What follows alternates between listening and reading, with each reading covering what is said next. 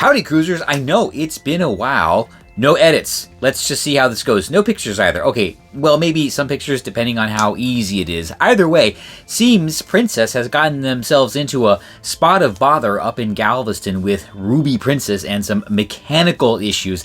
I know, very mysterious, but that's neither here nor there. What everybody is talking about is how they handled the situation. And yeah, I don't think it was that great. I really don't think it was that great. Now, the ship is going to break down, and you're just going to have to inform guests when that happens. It's not like they knew this was going to happen, a long time ago. Well, they might have, but whatever. That's neither here nor there. I think what everybody is, a little bit about is the compensation and what was offered. So on both cruises, they canceled one, and then like a week later, canceled the next one. So who knows what's going on. What they offered was a full refund and a 25% future credit. Yeah, here's the problem with this. That does not work for a lot of people, and it really doesn't make them whole, and I think Princess, especially their revenue department, knows this. Now, let's talk about the 25% future credit. Okay, fine, it's okay. It would be better if it was like 50%, or make the revenue department happy, maybe offer free Princess premiere on a 7-day cruise.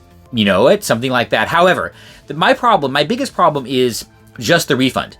They cancel these people's cruises, and then they're just going to refund the money and then give the credit. This is where we have problems, because a lot of people probably booked these a long time ago, and I don't think they're going to be able to book a similar itinerary, a Caribbean itinerary. Western, Eastern, doesn't really matter. It's a Caribbean itinerary for the same price because of, inflation and all. So just refunding the money doesn't give them anything. In fact, if you're gonna, you could say that, Princess had an interest-free loan for, some time on a lot of this money. Again, this really isn't working out very well. Here's the thing. If we look at what the airlines do in these situations, if they have to cancel a flight, very rarely, Spirit might do this, but they don't just hand you your money back and just say bye, have fun. They get you to your destination somehow, on their metal. They interline you with somebody else or whatever. They just make it happen. And when they do rebook you, they don't quibble about the price. They don't say, oh, well, there's a flight tomorrow, but it was $20 more when you booked this. So no. They don't do that. So cruise lines, all of you. But right now it's Princess. The correct way to handle this situation is with a lift and shift. Yes, you cancel these people's 7-day Caribbean cruise on Regal Princess out of Galveston. You owe them a 7-day Caribbean cruise on Regal Princess out of Galveston, right? Now, I know there's maybe flexibility. Maybe you're willing to say, okay, any 7-day Caribbean cruise from any port. I totally get that. But bare minimum, a 7-day Caribbean cruise out of Galveston. So, yeah, that's why the refund doesn't work, because they're going to take that money, and with their 25% credit, will they be able to book a similar cruise with that money? Or are they going to have to pay more? This is what's sketchy. Now, I understand, you really want to resell, those staterooms, and you probably don't really want to bother it, but yeah, here's the thing. There's a very, very simple solution to this, okay? Yes, and it does involve essentially a lift and shift. They get to transfer their reservation to any future, 7-day Caribbean cruise on Regal Princess out of Galveston at a bare minimum. And one thing you could do is something that Disney does when they open up bookings for the Castaway Club, is they kind of do it, in order, right? And I would say this is what I would expect next time, right? You cancel the cruise, you say, look, 7 days, we're not going to do anything. We're not going to rebook anybody. That's fine. In 7 days, we're going to start rebooking people. But you let people rebook by status. So after 7 days, the first group that gets to call are the elite Captain Circle members. So basically, they get dibs on whatever cabin is available, right?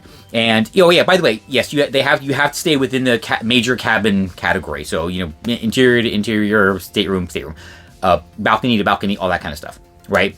Then at 8 days, the platinums go, 9 days, the rubies go, then 10 days, the golds go, and that's it. Now, of course, if they want the refund, you give them the money back.